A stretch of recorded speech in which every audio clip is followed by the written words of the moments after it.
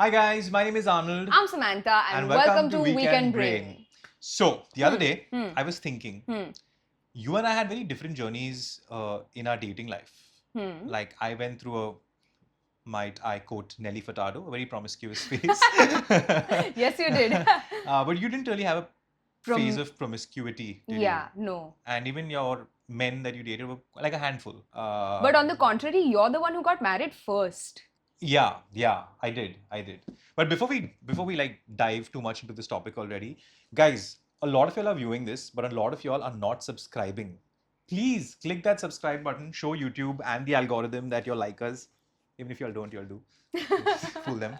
Yeah, so dating life. Tell us, let the audience know what has your dating life been. Well, so I dated this one guy who I used to write letters to for almost a year. His name is Shah Jahan. And I think I dated two people before I started dating Jeremy, and then Third dated. time was the charm. Yeah, my God, yes, third time literally was the charm. Third time. Oh, yeah, you have it written. Yeah. She has it written under her. In my wedding band. When you spoke about letters, I saw a funny meme. You know, imagine when people used to send pigeons. They showed one king sending sexting via pigeons, and he's like, "Maine andar haath dala," and then the pigeon goes, and then he's waiting for 1 week. I always wondered how they trained pigeons to do that. I think it's very cool. And then the crow comes along and says, "I'm the intelligent one." Yeah, I know, right? Check out our last episode for context. Good plug-in, yeah. We are learning. Yeah, anyways, in contrast to yours, I had steady girlfriends, but I also had a no dating phase where I'm not dating anyone. Then I went through this promiscuous phase. Absolutely loved it. Good phase. And then I met Mel. Dating no more phase, then your hoe phase, And then Mel Lelo phase. Yeah. And even before meeting Mel or my previous girlfriend, I was pretty sure that no, I don't want to get married at all. Oh, okay. I definitely don't want to get married. I'm having fun, Hmm. eating different menu every night. Not every night, I'm not a stud, but at every But encounter, he tried. yes, it was something different, and I was like, yes, this is the life. And when people still today ask me what is better, single life or married life, I still say single life is better. A lot of you think I'm going to get in trouble with my wife, but no, hear me out. Single life is better until you meet that one person where giving up all the benefits of single life is more beneficial. Adulting is hard, but adulting with someone else makes it less easier. hard. Yeah. Or easier, less Hopefully hard. it does not get less hard when you have a problem. There's so many like permutations and combinations to win marriage and relationships now. Yeah. Like open marriages, swaps. You know, I feel like a lot of very successful or rich people, I have a feeling they're all in open marriages. I know of instances where people have gone to these affluent parties and they drop key cards in a fishbowl. Yeah. And then whoever. That is a little daunting for me because you don't know who you're going to get. Like you've given your nice wife to someone else and you get Auntie Ruby from Kitty Party. That is like, you'll be like, so like, it's like you ordered a nice iPhone from Flipkart and you got iPhone or something. I'm not down for this. I was just thinking, how is he going to say it in a non-condescending way? But he found his way. so what, Ruby Auntie from where? Kitty Party? Ruby Auntie from Kitty Party, yes. I don't want Ruby Auntie from Kitty Party. But you know what I mean, right? Yeah. Like you also want to. What do you think? What do you think of open marriages? So I don't think I would be able to do it. I don't think I'm that open-minded yet. To start there, Yeah. open mind.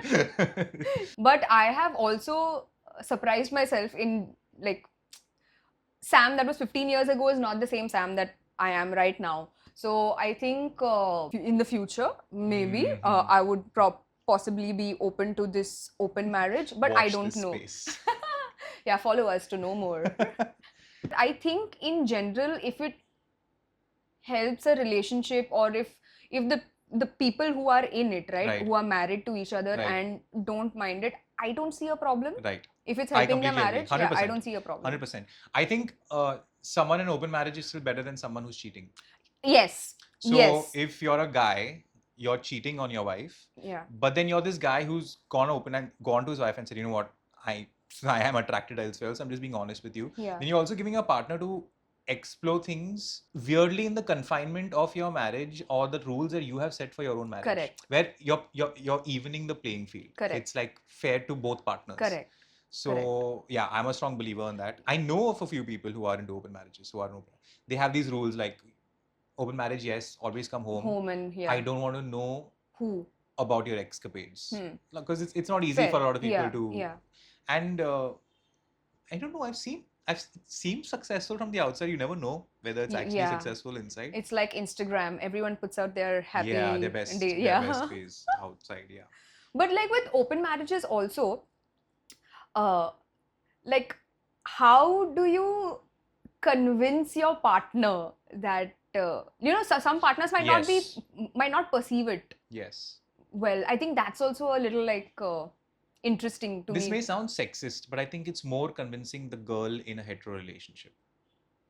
I agree with you.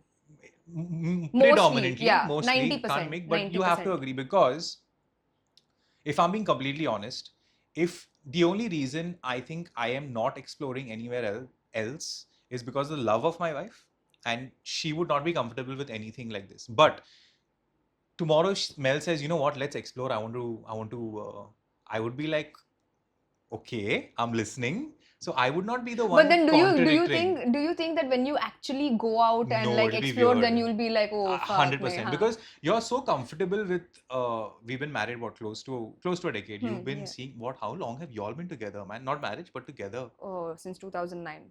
Since 2009. So when Moses came down with the tablets, you all met each other. Yeah. So, God, 2009. And now we are 2005. Okay. Yes. That's exactly what Jeremy said. Yes. Yeah. So you're comfortable with someone for so long, physically, sexually. In my head, in this romanticized idea of open marriage or even a threesome. Let's keep it simple. Like, guys always glorify threesomes. Even I have. But Mel says, you know what, let's give it a shot. Chal, let's have a threesome with someone. We find someone. It'll be very weird for me in that moment to be that, like, I'd have to be drugs and alcohol involved to kind of... Would you like to have a threesome with a guy? With a guy? Or a girl? This is definitely not a guy. Well, let's have this conversation. I'm like, but I want to eat half-cut papaya. She's like, no, but banana I like. I want to eat banana. I'm like, no, but see, one banana and two half-cut papayas, balanced diet. And she's like, no, I want two bananas. You take my half-cut papaya. I know someone whose ex had said, this is a girl, and her ex had said, you know what?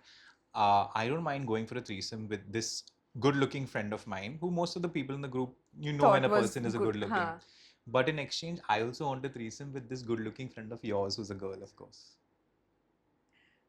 He created butter. Yeah. Butter. Props. It's a fair playing ground. This boy had brains. Yeah. Brains. Big brain energy. Yeah. But this person said, big fuck off. Interesting. What about single people? A lot of people being single past 40, don't want to get married. I think they've got it right. In a weird way, yes. What I find very weird is people trying to get married for the sake of getting married. Yeah. Like, oh, I've reached a certain age, I want to get married. Yeah. I think you're causing more harm than good. But I think it comes from a certain place where you're like, I'll grow old and I won't have anyone. Like, I'll die in the bathroom and no one will know. My cat will eat me up. So it's just for safety and companionship. Instead of my cat eating up, I hope someone eats my cat. You can add that hearts and that romantic music at the side. But I also know a lot of people who have a strong friendship circle. Yeah. So you have the support system to a degree. Yeah. You have your privacy to a degree. You're still testing a lot of other waters, eating stuff off the menu. On this topic also is you've heard people talk about the 7-year itch. I have to still get there. You've technically gone there. No. Not marriage. Oh, they talk about being together. Oh, okay. I think in all honesty, if you've been living together, I think marriage is just a paper. True. You don't look at your marriage date, you look at the times when you're living together. Yeah. So your 7 years of being together, did you all feel any like, oh no, things are getting weird or things are getting boring? On the spot, Jeremy's watching. No, I'm trying to figure out whether that was... There was 7 years. Yeah. Sam is still doing maths now with 10 minus 7, 3, 4 raised by 2 is equal to... Sam has not reached the topic yet. She's just wondering which year it was. So 2009, count with me, 10, 11, 12, That I was doing 13, when you stopped 14, me, na? 16, 2016. No. I think I got it in 17 because that's when we Yeah, broke up. Like many things to Sam, everything, this also came late. Yeah, y'all did have a break, right? For how long? 1 year. I think y'all can consider that as your age. Yeah. Pretty much. I think that Yeah. was the age. So I honestly think it's real. Hmm. The 7-year age is real, but not because of your marriage per se. I think everyone changes every 7 years. That's a proven That is true. fact. Yeah, that is It's a true. proven fact. So you are just with your partner. You and your partner are both becoming different people. Yeah, people. But you just make that decision of sticking Yeah. together. And a lot of your values and morals remain the same because you spent so many years together. Yeah. So you kind of head in the same direction, same but different. Yeah. How was it when you all got back together? Somewhere we just knew we are going to get back together. Jeremy knew for sure. Yeah, so Jeremy knew for sure. we are going to get I back have together. never So it was seen just a like, more broken up person who was more confident in life ever. Ever. Like, do you want to talk about it? No? It's fine. It's all okay. It's all okay. Like, you sure? It's fine. He didn't tell us anything. Anything. He knew. He was Nostradamus. Or like you, Aristotle. aristocrat. He was an aristocrat. Yeah, to get this joke, watch again previous episode. Did y'all have a 7-year itch? No. But I know we've grown different as two people, for sure.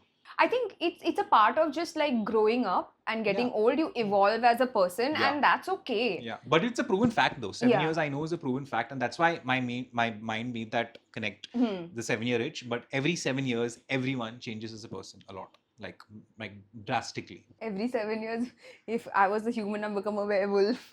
Then I've become a fucking elephant. Not that drastically, Sam. Sam is looking at mutant. Do you think like serial killers also have a 7-year itch? They just have an itch. And they make it their bitch. Ani, I think you probably have like one family somewhere. Yeah, one child somewhere. Probably. The girl has not told you about. Find out. Oh, like that. Oh God. No. I'm 100% sure. Why? I have sent home a woman who did not want to have sex with a condom. He's a spy and he's also pious. No, I'm not pious. Ganta, I'm pious. I swear to God, this is in the middle of my hoe phase. So I'm not saying no to a burak. I don't know why we're not talking about your hoe phase more, but continue. The reason I'm very confident I will not have a kid is because I have never not used protection. Like never ever, like not even once. I have been so what's the word? Paranoid. I would never leave a used condom at a girl's place. What you thought she'll take? I didn't have brains much that time. I am just saying I will not. She will freeze it. Yeah, I would never throw it in a bin. Where did I read this? Oh, I thought like, where did I keep the condom shit? No, dude. Really, the other day. Oh shit, where did Jeremy throw it? I forgot to put it in the fridge. I would never do that. I would happily go and drain it out. Yeah, so that's what. I would either flush it, but I would never throw it in a bin where it can be retrieved. And I would legitimately do this thinking about all this. I would never. And who hurt you? Like kids. But there has to be someone who's done something like this for you to be that paranoid. We live in a woman's world in a lot of ways sexually. I know like it's a patriarchal society and all, but all a woman has to say that he did this to me and that's it. Then life is gone proving yourself innocent. Arnie, but then how will you put... Listen, at that time I didn't think too much. I was like, mereko mera saman chahiye. Okay, fair enough. He's protecting himself. I'm protecting the protection. Yeah. So there was got a girl home and all that. She was like, ooh, nice. And then I was... How she did? Ooh, nice. Cut to reaching out for the protection. And she's like, no, I have latex... allergies. This is the reverse of a guy. Like The generally you hear guys saying that. But what benefit will I'm a too guy... big for a condom. What? Yeah. Wow. You ask Talking so many... about a megalomaniac ego when you are telling a girl that I'm too big for a condom. Chutia, don't wear it like a raincoat. Now you have to only put on one part of your body. Oh, I'm too big for a condom. You really have had men who'd say this? Yeah, not me per se, but I know of many women who have sent men home because they didn't want to wear a condom and they would say this. Just imagine if you're a guy standing there and he's like, oh, I'm too big for a condom, and you're like, sure. Like, if the girl said that, direction, one direction. But yeah, so she said this, and that was the first time I've come across someone saying that. I was like, blah, blah, blah, jabba. Because once, I don't want to say no to a burak. And second, I don't want to, like, it's a dilemma. What do I choose? And I was like, no, I dropped her back home. And I clearly remember because I went to my friend's house to play carom. Then after that, 3 o'clock in the night, and he's like, "What? What are you doing?" I told him. You didn't put in that hole, so then he wanted to put in some other hole. Exactly what he said. That's why I said. He's saying, "What did you say?" I told him the story. I was like, "Yeah." He's like, "What the fuck is wrong with you and all that?" So I was like, "No, boss. My biggest fear is a baby in a basket left at my doorstep. Couple of years later, I don't want that. I don't want it." And he's like, "You're the first person I'm seeing who's happy, who said no to 1 hole and come and said yes to 4." But yeah, so I'm sure I will not have any babies ever. 100%. I will confidently take a DNA test if anybody even says otherwise. What if you came across a woman who poked holes in the condom? I have an answer to that. You carried your own condom? No, I used to. Y'all will not believe me. No way. Yes. No. Yes, no. I swear on my sex life in the future. Yeah. I need to pause. Wait. No. I have thought of this also, by the way, holes in the condom, first of all.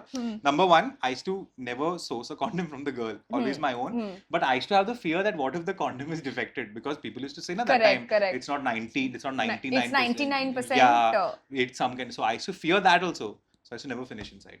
Double protection. Girl was satisfied or not, I don't know. I don't know. You know what I thought you were going to say? Like you used to blow out. Oh, no. That's what I thought. Because you went like this. No. Did all of you think that? No. Because you went, I have a answer for that. You went here and I said no. No. Guys, please. Did you all think that as well? If you all did, please comment in the comment section. I need to work on my mannerisms and my animated hand actions because I know why people misunderstand me sometimes. No, I should not do that. I was like, fuck, that's another level of paranoid. I was protection, condom and pull out together. Interesting. This is not like overnight I've developed and all. I should write a black book, na? Yeah. To the men. You must. To the future generation that I did not create.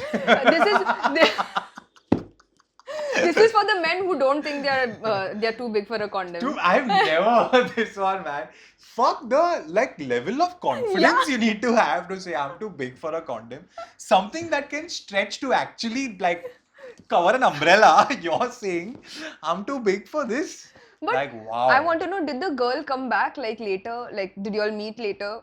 No. We've had another close encounter. Never all through. Make out types. Okay. Never all. But then I feel like if she knows that she has a problem, if she was actually allergic. 100%. She was quite a feku-chan later in life, which I've come to know. And so I'm thinking if because I'm trying to think what was her idea. Why would she want to? What was the benefit to her to have sex without a condom? I don't understand that. I think it's more pleasuring that way. But yeah. Now I'm imagining you opening a condom and then blowing into it to see if air is coming out. Happy Holi! Exactly.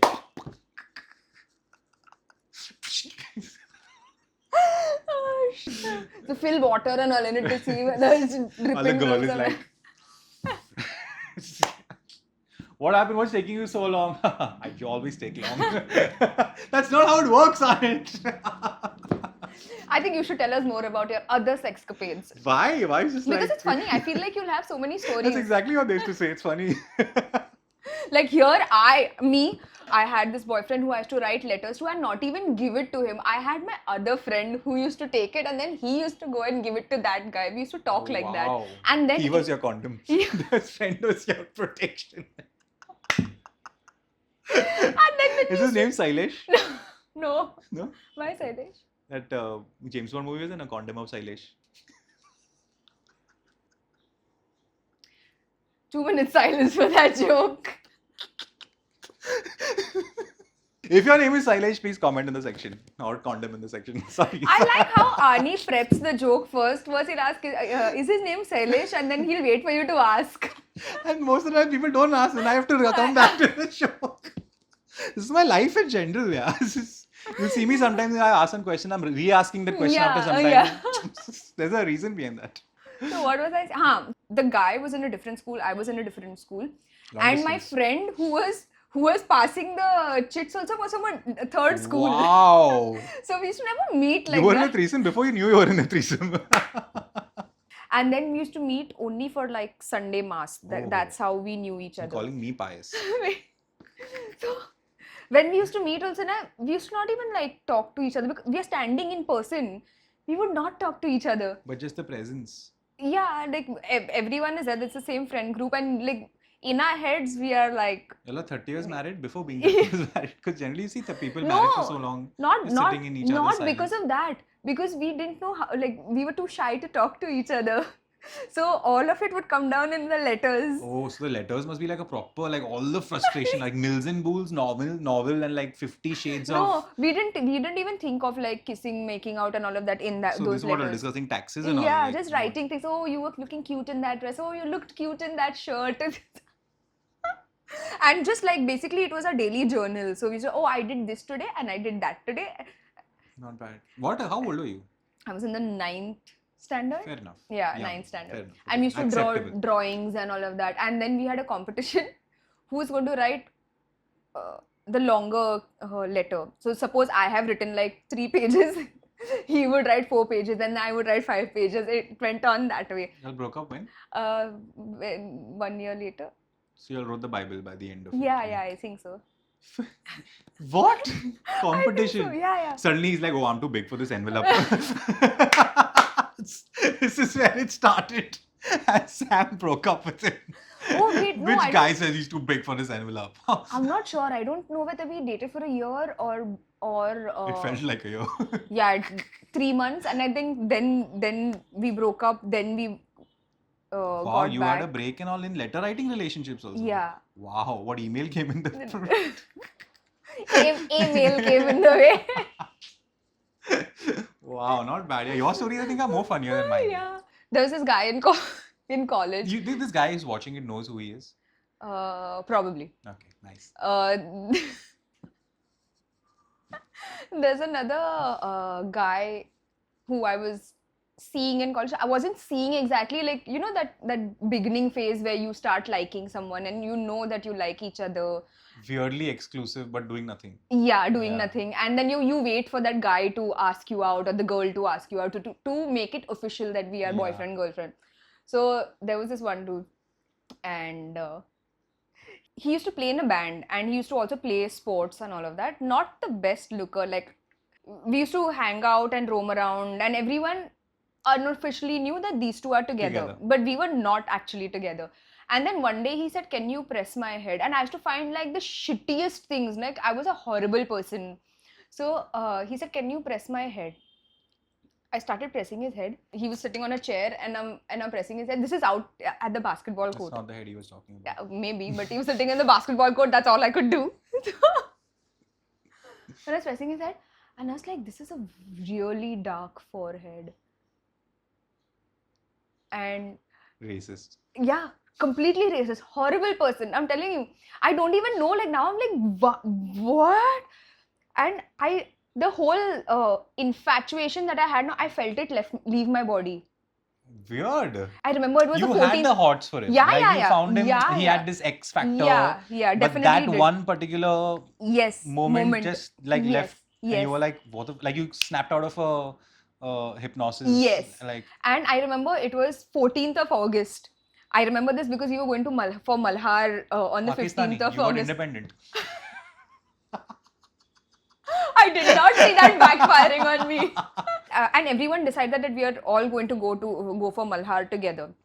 And at Malhar, he's like, he's trying to like be around me. You know, so if he's coming next to me, I'm going on the other side and standing. Then if he's coming, I'm going on the other side and standing. And I know that if I tell my friends, like, it's going to be a thing because everyone's going to be like, oh, you led him on for so long. What the fuck is wrong with you? Type. I would get a reality check, so I didn't tell anyone, and then I just kept ignoring him.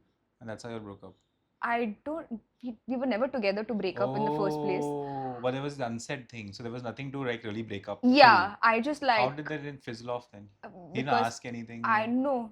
Nothing. I just stopped talking to him. He got a head massage.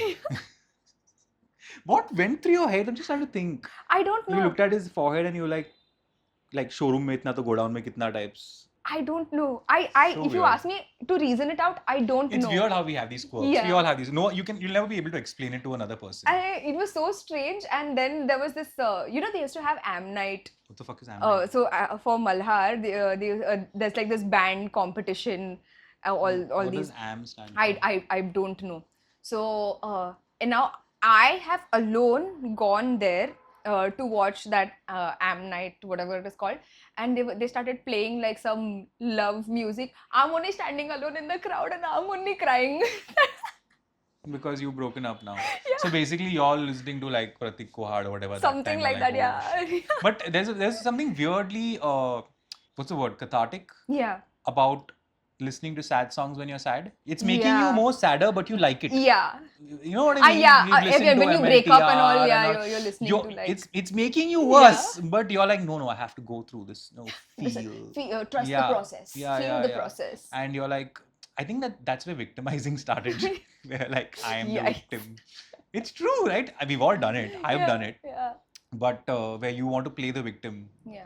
But I think when two people break up or in any situation, both people at one point feel that they are a victim, whether they are a victim or not. Yeah, of course. And then if you're sane enough and you ponder upon your choices. I mean, I've cheated on. I've been cheated on and I've cheated. But even when I cheated, I found a reason where I was the victim. Correct. Everyone finds a I reason. Found like, no types. You're like that best friend now. Like if I'm your best friend and you're doing the most shittiest job. They just tell and you. No. Oh. Yeah, that one is fucked up. That you're one. A chutia. Yeah, I mean, that one's a chutia. Yeah. You rock, babe. Yeah. You do that to yourself. Fair enough. I mean, you have to, in a way, that's good. You have to hype yourself on the one itself. But you weirdly find yourself to be the victim. What's the shortest relationship? A one-day relationship. Mine is in hours. So there was this hot girl. She used to go for mass before school. I also started going for mass because I need to look at her. Yeah. And my mom was very happy. Yeah. I'm happy. Mom's happy. Everyone's happy. Good situation. I think all of us, when we were children, went for mass for that only. Most Sunday of the time. School was like catechism was our, especially if you're in a boys' school or girls' school, it's your mingling time. Anyways, so this girl, damn good-looking girl, married to a very good friend of mine right now. But that time I had the hots for her. I go for mass and all that. One day gathered the courage and through a common friend, I've asked her out after Marathi tuitions on Saturday evening at 5:30 the evening. And I said, hey. You remember the time also? Yes, because Marathi tuitions get over 5:30. Oh, okay. 4 to 5:30 Marathi tuitions. And said, I really like you and all that. Through her, this friend and all. And she said, yes. So now official. She said yes. We are boyfriend and girlfriend. Went home, had the best sleep of my life. Proud. Next day, Sunday school is at like 3 o'clock or something in the afternoon. No, not morning. 3 o'clock in the morning? No, 10 o'clock. It was 3 o'clock was used to be, in the morning used to be catechism and confirmation. So anyway, at 10 o'clock in the morning, she comes to me and she said, listen, I don't know what I was thinking yesterday, but I don't think I can go out with you. And I was like, yeah, I completely understand. Because you don't want to show because of course you can do nothing wrong. Little heartbroken I was, but in my head I was like, I dated her for some time. Yeah, I bagged her for hours. I could call her mine. I'm there in the list. Yes, achievement. Like I used to find it funny, like in school and all, like how guys used to ask girls out, like especially in my school. Hey. No. So during recess, suppose Arnie likes me. Arnie would come to me and tell me like, hey, I like you, I want to go out with you. Then his friend would be standing somewhere back. Looking. Yeah, would judge my reaction. If it's going towards a no or negative that friend would come running here and say, hey, good day, yeah, good day. And then he would be like, oh, he gave me a dare. What a great friend. I've never heard this before. No, most of the guys in my school used to do this. Wow. Wow. This is not only genius, this is indigenous. But damn good, man. I've never heard this. No one has Really? ever done this to me. Damn it. All my school friends. Sharam karo. No, this was Damn good a idea, huge man. thing in This is damn school. cool. So you go with a rejection, but with your pride. Yeah. Amazing. Nice. Good stuff. This is where the wingman, true wingman Yeah. at that time. Very good. Very cool. This was a very insightful session. Yeah. And For me, where I got to know that you were blowing in condoms. the girl is like, yeah, you want to give me a blowjob? I'm like, I'll show you how it's done, bitch. Fucking Eric. He wants to blow Bob. Eric, yeah, let me show you how it's done. When mansplaining started, I invented mansplaining. Don't forget that we are also on Instagram and Spotify, so check us out there too. Follow us Yeah. on Instagram. We put up. So Arnie elite. doesn't know anything about Instagram, I so. don't. I don't. Please subscribe so that you'll know when the next episode's coming out and share it with people with similar mental trauma. Yes.